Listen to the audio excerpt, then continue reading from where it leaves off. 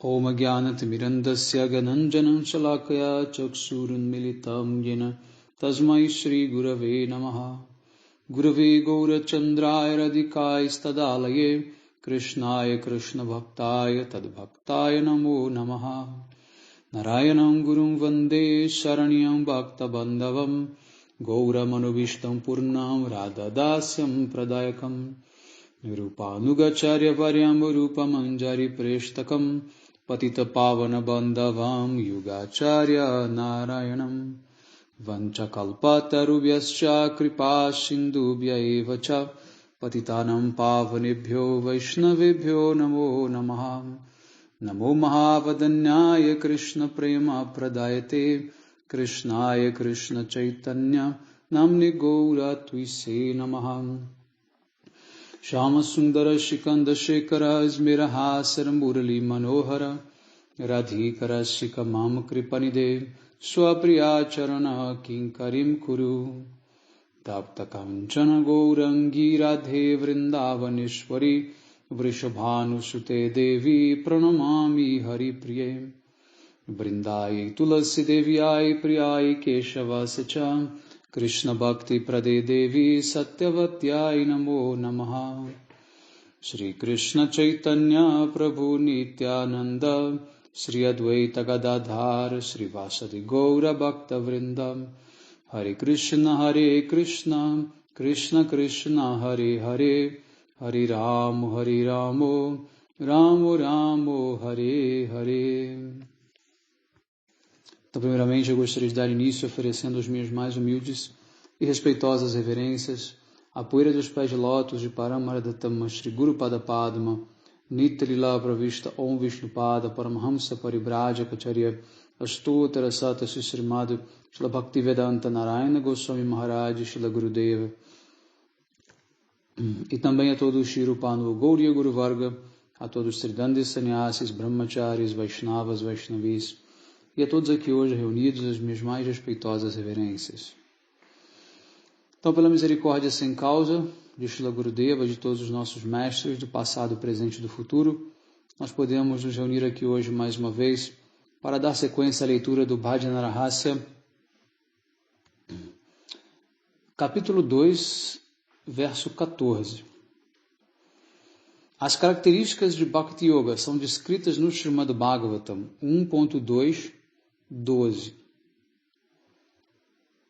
Tat shraddhadhana munnayo jnana vairagya yuktaya pashanti atmani chatmanam bhaktya shrutta gritaya vasudeva bhagavakti bhakti yoga prayojita janayati ashu varagyam jnanam chadahaitukam.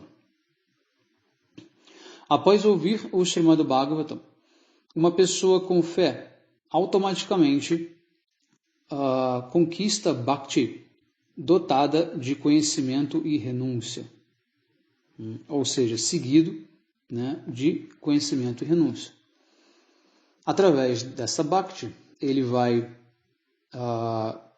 poder contemplar a Swarupa do Senhor Supremo no seu coração e compreender o seu relacionamento com Ele. Em seguida, ele então tem acesso ao serviço pessoal do Senhor. Quando o relacionamento entre o Senhor e a entidade viva é estabelecido, Bhakti Yoga por Bhagavan Shri Vasudeva aparece. Muito bem, comentário de Srila Gurudeva. Sadhana da verdade absoluta não dual, Advaya Jnana Paratattva, é de 3 tipos: Jnana, Yoga e Bhakti. Os Jnanis, eles compreendem Bhagavan como Brahma, pelo poder do cultivo do conhecimento. Eles veem Tat Padartha, Bhagavan, dentro das suas almas. Eles veem também as suas próprias almas dentro de Ishvara. E também veem Tam Padartha em todas as entidades vivas dentro dele. Os yogis, eles compreendem o objeto não dual como Paramatma, a superalma. Todos os esforços feitos pelas entidades vivas para alcançar a renúncia através do cultivo do conhecimento seco são inúteis.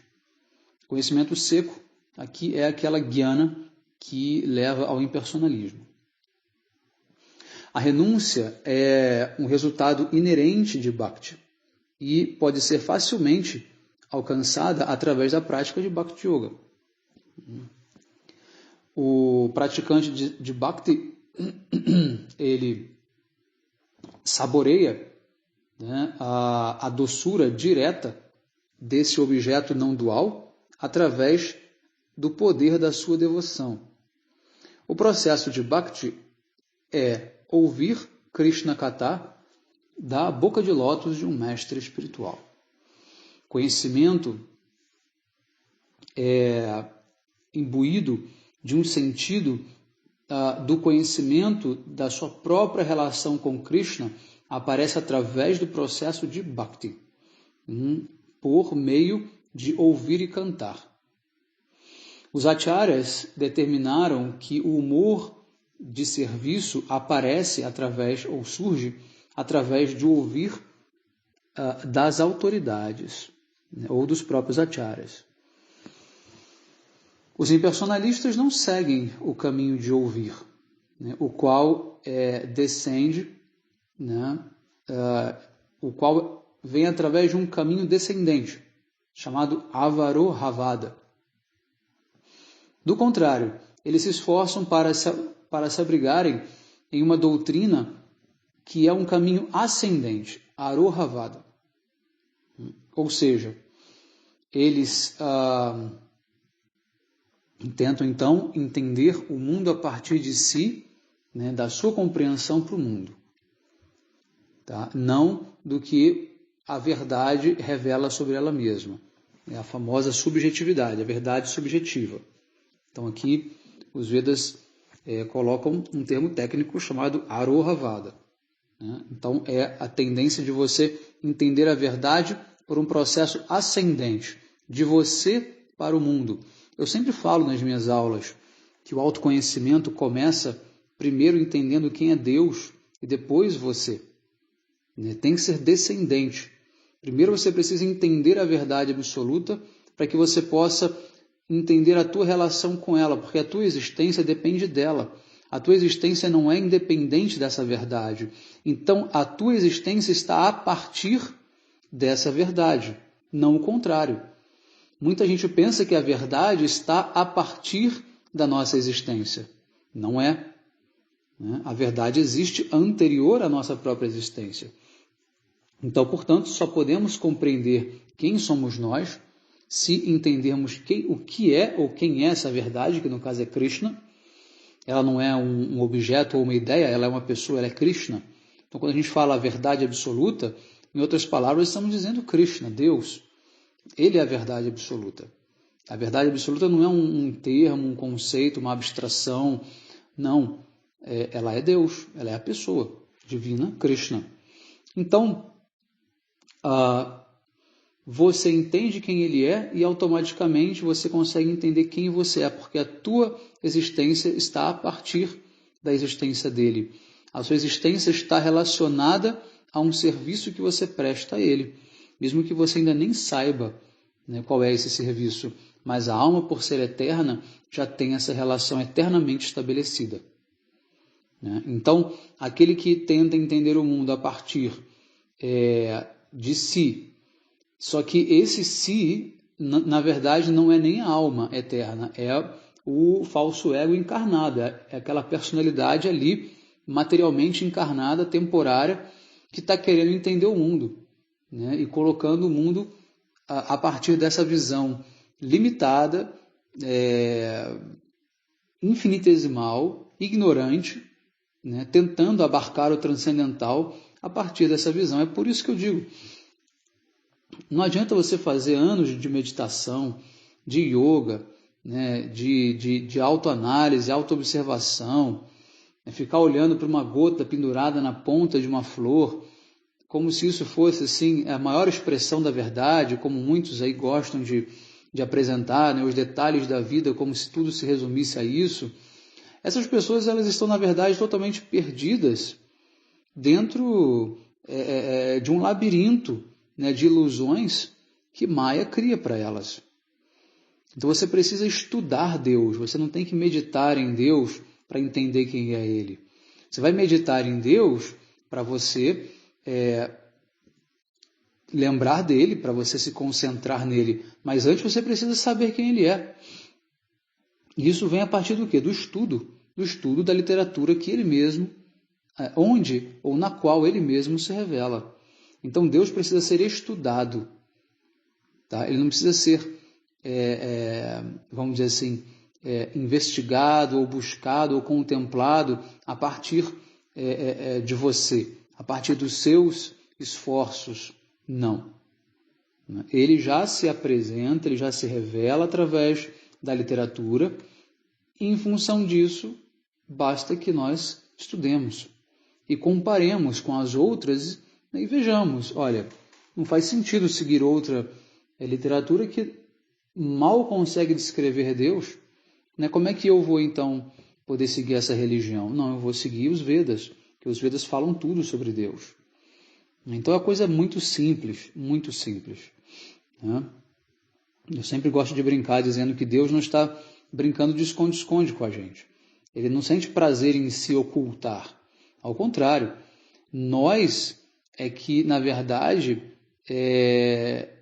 ocultamos Deus por escolhas mal feitas. Mas Ele está querendo sempre se mostrar. Ele está querendo sempre se revelar.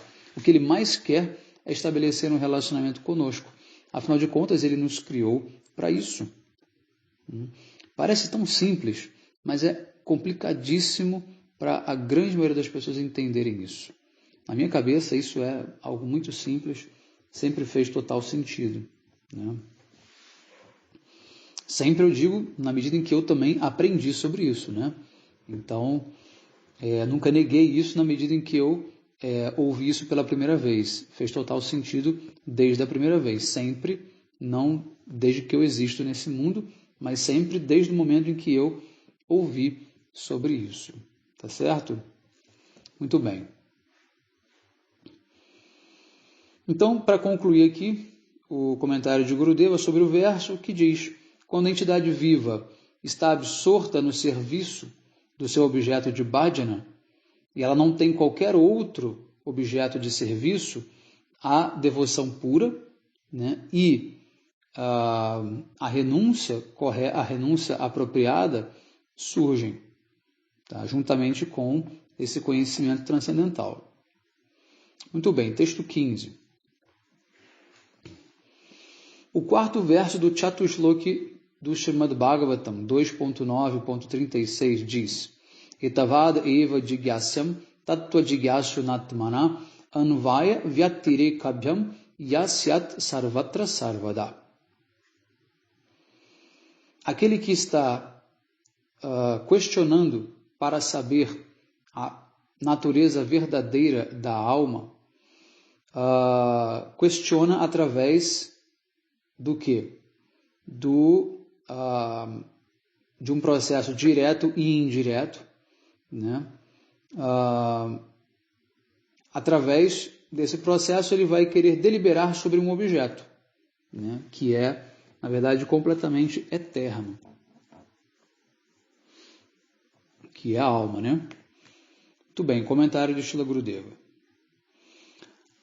Após Brahma nascer, ele perguntou a Sri Bhagavan 4 perguntas. Ele fez 4 perguntas a Sri Bhagavan, as quais o Senhor Supremo respondeu através do Chatushloki, que são os 4 principais versos do Srimad Bhagavatam. Esses 4 versos são famosos como o Chatushloki Bhagavatam, porque eles são a semente de todo o Srimad Bhagavatam. Eles contêm toda a essência dos Vedas, do Vedanta e de outras literaturas védicas. Tá? O conhecimento filosófico de Sri Bhagavan, da sua forma eterna, das suas qualidades, passatempos, etc., são todos descritos no primeiro desses 4 versos, na forma de aforismos ou sutras. No segundo verso, Maya Tattva, que é uma forma eterna e separada de Bhagavan, é apresentada como sendo então o mundo material, né? Jara Jagat.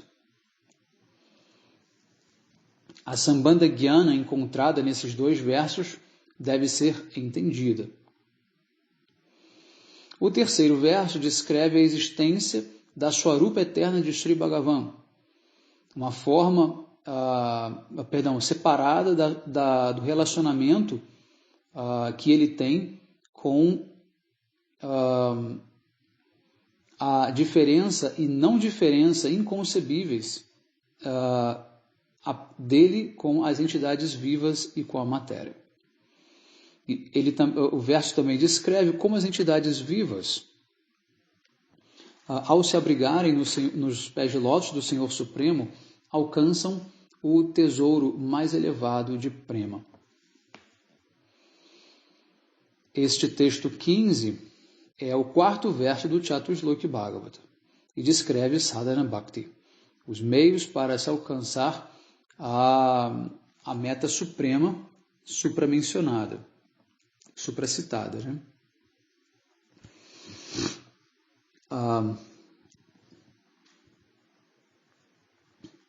Aceitar este processo que vem descendente, né, esse conhecimento descendente, chama-se Anvaya. E ele tem as regras, apresenta as regras, né, para se aceitar o processo de Sadhana Bhakti, com um humor favorável. A palavra Vyatireka é utilizada em relação a evitar aquelas ações que são desfavoráveis, né, e que causam obstáculos no alcance dessa meta desejada. O caminho de sadhana é conhecido como abhideya, ou processo. Em outras palavras, aquela instrução que é obtida através das escrituras, né, e que vem e que é feita através de uma interpretação direta, é conhecida então como abhideya. Isso está descrito neste texto. Sadhana Bhakti, que é então nada além do que abhideya, não depende de tempo, local, de executor ou de nenhuma circunstância. O dever de toda entidade viva é praticar Sadhana Bhakti em todos os lugares, a todos os momentos, em quaisquer circunstâncias. O sadhaka deve questionar e ouvir do seu mestre espiritual sobre Sadhana Bhakti. Neste texto, o significado confidencial de direto e indireto indica que há uma união e uma separação, né, encontrado nos passatempos amorosos de Vrajendra Nandana Shyamasundara, chamados de Sringara Rasa ou Madhurya Rasa, feitos com as suas amadas Brajagopis. Para enganar as entidades vivas condicionadas, todas essas joias de valor incalculável, né, foram mantidas dentro de uma caixa, protegidas desses gyanis e também dos Aishwarya Bhaktas, que são incapazes de abri-la. Aquele guru que é adepto de desfrutar de rasa, né, dessa raça de Vrindavana, ele então pode revelar o conteúdo dessa caixa apenas para os discípulos qualificados. Muito bem, texto 16. As 6 demandas desfavoráveis para Bhakti, né, e os anartas relacionados a elas, né, que são os 4 que nós vimos, são explicados então no primeiro verso do Upadeshamrita, né, de Srila Rupa Goswami. Vacho vegam manasa kroda vegam, jiva vegam udaropashta vegam, etam vegam yovishaheta dhira, sarvam mapimam pritivim sashishyat. Uma pessoa sábia e autocontrolada, que é capaz de tolerar os ímpetos da fala, a agitação da mente, a perturbação da ira, a veemência da língua, a urgência do estômago e a agitação dos genitais podem instruir o mundo inteiro. Em outras palavras, todos devem se tornar discípulos de alguém autocontrolado assim. Vamos ao comentário de Srila Gurudeva. É muito importante também estudar e ler o Upadeshamrita. Tá? Quem ainda não fez isso, é muito importante que antes de continuar esse estudo aqui do Bhajana Rahasya, você precisa estudar o Upadeshamrita também. Né? O Upadeshamrita, o Manashiksha, o Shikshastakam é muito importante. No comentário de Srila Gurudeva, ele diz, neste texto, Srila Rupa Goswami deu instruções para rejeitar aquilo que é desfavorável a Bhakti. A aceitação daquilo que é favorável e a rejeição daquilo que é desfavorável são processos diretos de Bhakti pura. Não são processos diretos de Bhakti pura. Ao contrário, eles são aspectos de Shraddha, ou seja, da fé, que é caracterizada pela rendição, Sharanagati, e podem conceder a elegibilidade para Bhakti. A pessoa que é capaz de tolerar esses 6 impulsos mencionados acima, neste verso, podem instruir o mundo inteiro. Então aqui vejam bem, você controlar os seus sentidos não é um sinal de Bhakti, é um sinal de rendição, de Sharanagati. Tá? Então, aqui diz que essa pessoa pode instruir o mundo inteiro, mas tem um porém, né? Tem vários poréns aí. Tá?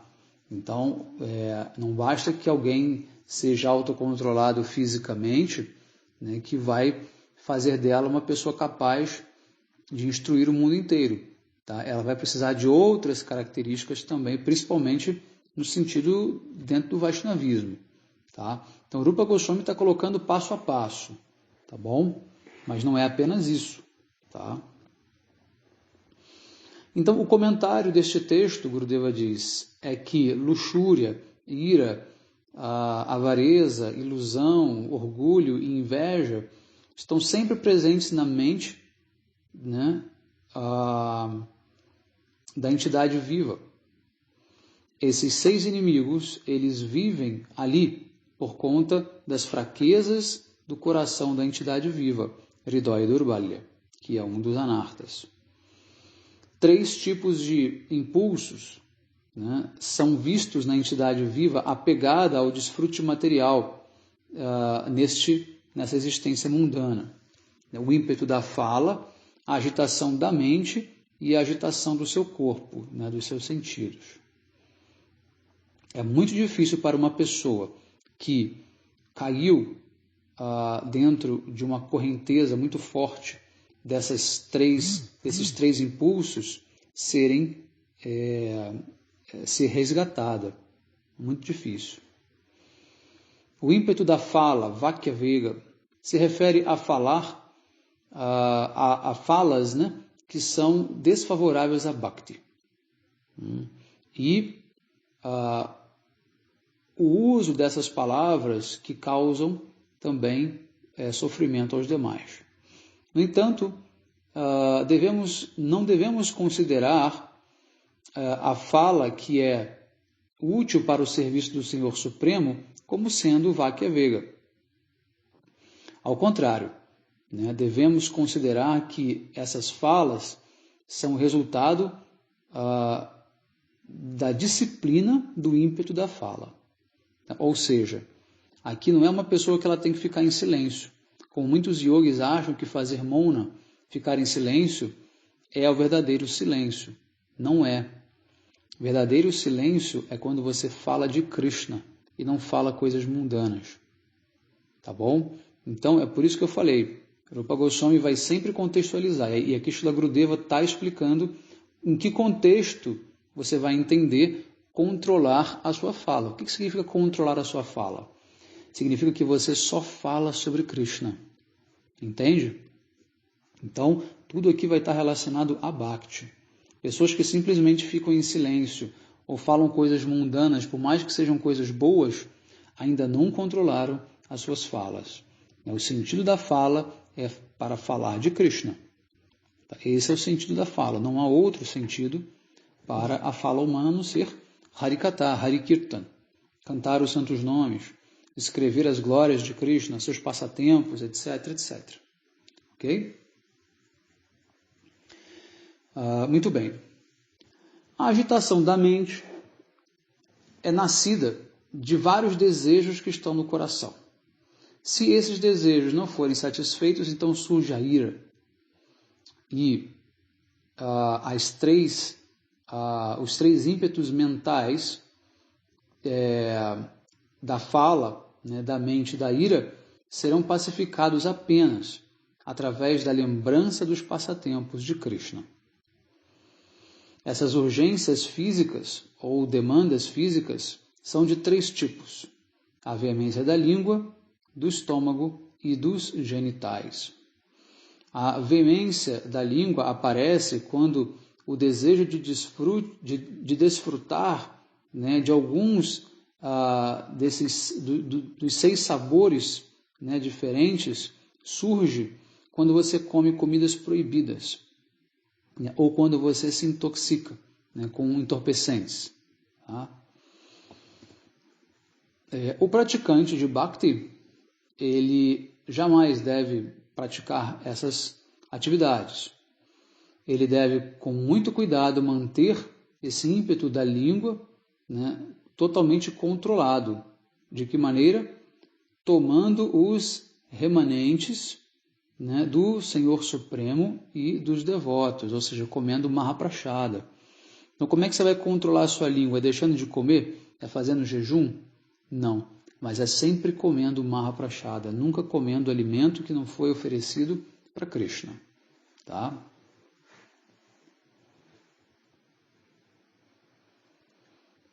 A urgência, né, ou o ímpeto do estômago também será pacificado pela ingestão de Mahaprasada, né, sempre que preciso, né, e também por observar regularmente o jejum de Ekadashi, né, e por servir a Shri Krishna. Então, o devoto controla o seu genital jejuando no Ekadashi, no Janmastami, em Gaura Purnima. O devoto tem que fazer isso, né? A não ser que ele esteja doente, não consiga, não possa, mas para um devoto normal, ele tem que fazer esses jejuns. Esses jejuns vão ajudar a controlar, né, os ímpetos do estômago, né? Porque é um jejum feito para Deus, não é simplesmente feito para a saúde, né, ou para perder peso. Não, é um jejum feito para a satisfação de Deus. É possível cair dentro de uma variedade de maus comportamentos e más associações, simplesmente para satisfazer os desejos da língua. Em Chaitanya Charitamrita, Antalila 6.227, diz: Divarala seyeti utidhai, Shishnodhara parayana Krishna nahipai. Aquele que anda de um lado para o outro, tentando satisfazer a sua língua, né, e que está sempre devotado aos desejos do seu genital e do seu estômago, não podem alcançar Krishna. Tá? Então aqui, Srila Gurudeva cita esse verso que diz claramente, né, que qualquer pessoa, né, e principalmente um devoto, que fica o tempo inteiro querendo satisfazer a língua, querendo satisfazer o estômago ou os genitais, correndo de um lado para o outro, essa pessoa não pode alcançar Krishna. Por mais que ela se esforce, ela não consegue. Ela precisa abandonar esses maus hábitos. Isso é muito importante. E tem um outro verso também, do Antyalila 6.236, que diz: Bhalo na kaibe ar bhalo na poribe. Não coma comidas deliciosas e nem se vista de maneira muito opulenta, muito chique. Muitos problemas virão pelo excesso de comida. Uma pessoa que come mais do que necessita, ela se torna uma serva dos seus genitais. Tá? Então tem uma ligação também do estômago com o genital. né, dentro desses 6 ímpetos que Rupa Goswami descreve, eles têm uma ordem de relação. Então é o Dharupashta, né, ou seja, é o estômago e genital. Depois, genital é o último. Então primeiro vem o estômago. Você precisa controlar o seu estômago para depois conseguir controlar os seus genitais. Tá? Então, é por isso que o Srila Gurudeva colocou isso aqui em relação. Né? A agitação dos genitais, em outras palavras, essa pessoa se torna então desprovida de um bom caráter. A agitação dos genitais, né, ou do desejo de se encontrar com o sexo oposto, arrasta a mente para os objetos de sentidos materiais e, portanto, faz com que a pessoa fique incapaz de cultivar Bhakti pura. Srila Rupa Goswami compôs este verso para fazer o coração de uma pessoa que está se esforçando para praticar bhajana se incline na direção do caminho de Bhakti pura. Não é que o esforço para escapar desses 6 ímpetos sejam em si uma prática de Bhakti. Ao contrário, o esforço é o caminho para alcançar a qualificação para entrar no reino de Bhakti. Então, muito importante entender isso. O esforço para controlar os seus sentidos não é Bhakti, mas é um pré-requisito para você entrar em Bhakti. Tá? Quando o Bhakti aparece, esses 6 ímpetos automaticamente ficam pacificados, né, por eles mesmos. E é por isso que Bhakti ela é o quê? Auto-manifesta. Ela é uma função auto-manifesta da Swarupa Shakti do Senhor Supremo. Muita gente acha que Bhakti só pode vir quando você já estiver totalmente puro e perfeito. Não. É necessário, claro, um mínimo que você tem que alcançar, mas quando você alcançar Bhakti, aí sim você conseguirá ficar totalmente limpo e perfeito pelo poder de Bhakti, não o inverso. Tá? Texto 17. Os 6 impedimentos para Bhakti são descritos no 2º verso do Upadeshamrita. Atyahara prayasascha prajalupo niyamagraha janasangascha laulyancha sadvir bhaktir vinashati. As seguintes 6 falhas destroem Bhakti. Primeira, comer mais do que o necessário ou coletar mais do que o necessário. 2, se esforçar por aquilo que é oposto a Bhakti. 3, ocupar em conversas mundanas desnecessárias. 4, falhar em adotar as regras essenciais, né, do processo de Bhakti, ou aderir a essas regras fanaticamente. 5, manter má associação. E 6, ter avidez ou avareza, né, ou agitação mental para adotar opiniões inúteis. Tá? Isso aqui é muito importante. Né? O 2º verso do Upadeshamrita, né, que colocam aí os impedimentos para Bhakti. Tá? Muito bem. Comentário de Srila Gurudeva. Os 6 impedimentos para Bhakti são Atyahara, Prayasa, Prajalapa, Niyamagraha, Janasanga e Laulyam. Atyahara é formado de 2 palavras, Ati, que significa demais ou excessivamente, e Ahara, que significa aceitar, né, para o próprio desfrute. Isso significa que o desfrute excessivo de qualquer objeto do sentido, né, ou a coleta, né, desses objetos mais do que o necessário, principalmente de dinheiro, né, coletar mais do que você realmente precisa, né, ou acumular muitos objetos mais do que você realmente necessita.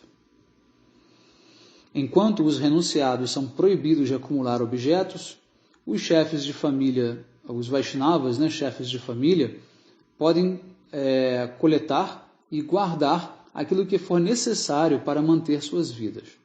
No entanto, acumular mais do que o necessário é atyahara. Isso não é apropriado para aqueles que desejam a prática de bhajana, acumular coisas como se fosse um materialista. Então devemos manter uma vida simples, mesmo as pessoas ricas, mesmo os chefes de família. Se ela quer fazer bhajana, né, ela não pode ficar acumulando um monte de coisa. Tem que manter uma vida simples, tá? Não tem outro remédio.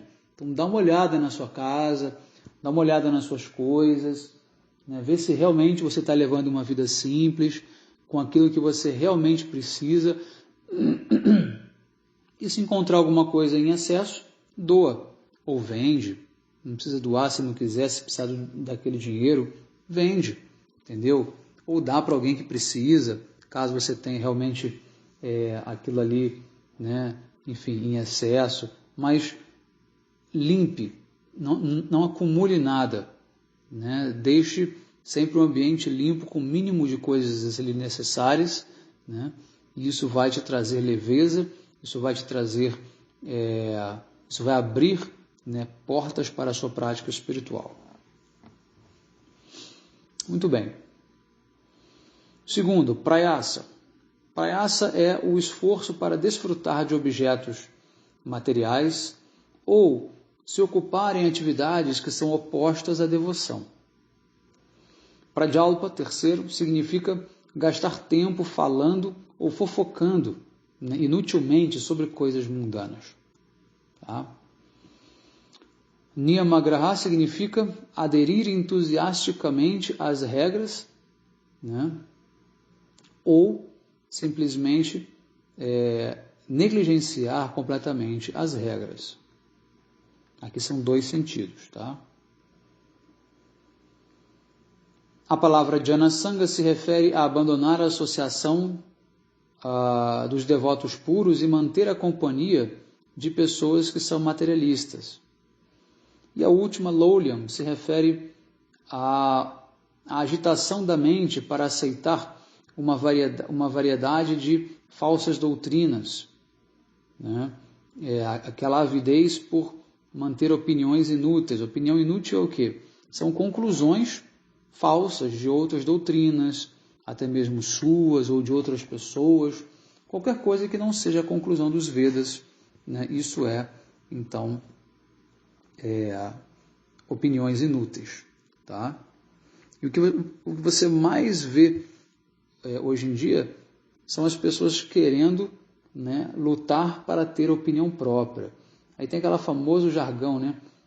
Fulano não tem opinião própria, né? Fulano é um manipulado, é um controlado, como se ter opinião própria fosse uma grande virtude, né? Como se houvesse de fato, né, muitas possibilidades para uma realidade, né, que forçasse a todo mundo a ter uma visão sobre ela. Né? Então é muito mais fácil você deixar de ter essas opiniões inúteis, né, que não são baseadas em absolutamente nada, a não ser os teus próprios sentidos, né, imperfeitos, e aderir às opiniões ou às conclusões da literatura védica. Né? É um caminho mais fácil.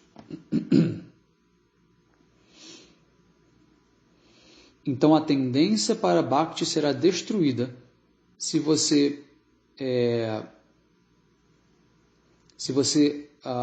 se acompanhar de homens ou mulheres promíscuos, ou às vezes praticar karma, né, no caso aí, atividades frutivas, né? Às vezes você está no caminho de yoga, né? Às vezes você está no caminho de jnana, às vezes está no caminho de bhakti, né? Então isso deve ser totalmente abandonado, você deve se manter fixo na associação dos Vaishnavas puros e na prática de Bhakti Yoga. E Prajalpa significa o quê? Conversas mundanas, né? Ou seja,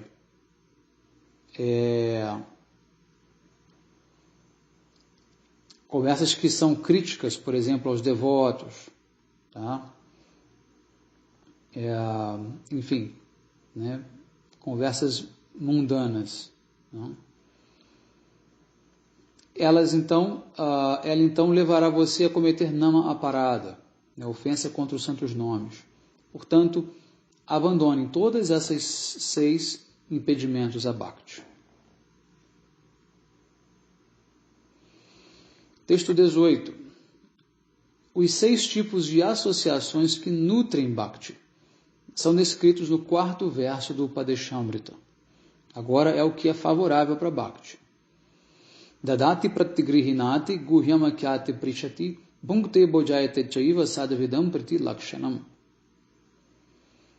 Oferecer aos devotos puros artigos de acordo com as suas necessidades e aceitar os remanentes, as prachadas deles, né, dadas por eles. Próximo, revelar aos devotos elevados, né, as suas realizações confidenciais em relação ao bhajana, né, e também perguntar a eles sobre as realizações deles. Próximo, comer com grande amor a prachada dada pelos devotos e também com afeto alimentá-los com prachada. Essas são as 6 associações que evidenciam amor e afeição, né, por Bhakti, por Krishna, pelos devotos. Tá? Muito bem, agora o comentário do Srila Gurudeva. Esse texto descreve os sintomas visíveis de afeto que nutrem a devoção. Em outras palavras, o afeto pelos devotos puros, o amor pelos Vaishnavas, é o que de fato nutre a nossa devoção. Bhakti manifesta-se através da associação com os devotos de Bhagavan, mas devemos também tomar cuidado para nos associarmos apenas com os devotos puros. Aqui, no caso, não é que você não vai mais se associar com outros devotos porque são neófitos, né? Não. Mas você tem que ter ou pelo menos um devoto puro que seja o seu guia principal. E você vai fazer essas atividades aqui com ele, né? Você não vai ficar revelando sua mente ou perguntando para qualquer outro devoto, né, que não tenha o mínimo de qualificação sobre as realizações dele, até porque ele não vai ter realização nenhuma. Tá? Então, essas interações são com os devotos puros. Tá? Então, mas com os devotos comuns você vai também, né, se relacionar, tá? Você vai, enfim, também ter amor por eles, mas é muito importante que seja feito com o devoto puro, porque é a relação com o devoto puro que vai despertar Bhakti no seu coração. Não devemos jamais manter a companhia e reciprocar ou trocar, né, com aqueles que estão ocupados em gratificação dos sentidos, aqueles que desejam a liberação ou aqueles que desfrutam dos frutos das suas ações. Bhakti será destruída, né, pelo erro de se associar com essas pessoas. Você deve também não ouvir nada deles sobre aspectos confidenciais de Bhakti. E você também não deve aceitar comida que foi tocada por eles. Ou seja, você não pode comer nada que eles tenham preparado. No Chaitanya Charitamrita, Antalila 6278, né, tem um verso que diz: Vishaira anna khaile malina hoiman, malina mana hoile nahe Krishna smaran. Chaitanya Mahaprabhu disse: quando alguém come o alimento oferecido por uma pessoa materialista, a mente dela fica contaminada. E quando a mente está contaminada, ela é incapaz de pensar em Krishna apropriadamente. Por outro lado, a troca afetuosa com os devotos que têm a mesma a mentalidade, o mesmo humor que nós, né, são mais avançados do que nós, né, e, portanto, são afetuosos conosco, isso, então, o que incrementa a nossa devoção. Muito bem, então, essa dica é fundamental, né? Não só se associar com qualquer devoto puro, tá? Mas com aquele devoto puro que tem afeto por nós, que tem o mesmo tipo de humor que nós temos. Tá? Isso é fundamental, porque você pode estar na associação de um devoto puro e mesmo assim você não ter fluidez nessa relação, você não conseguir estar naquela intimidade, abrir seu coração, sabe, ter aquele relacionamento. Então, isso também não é favorável.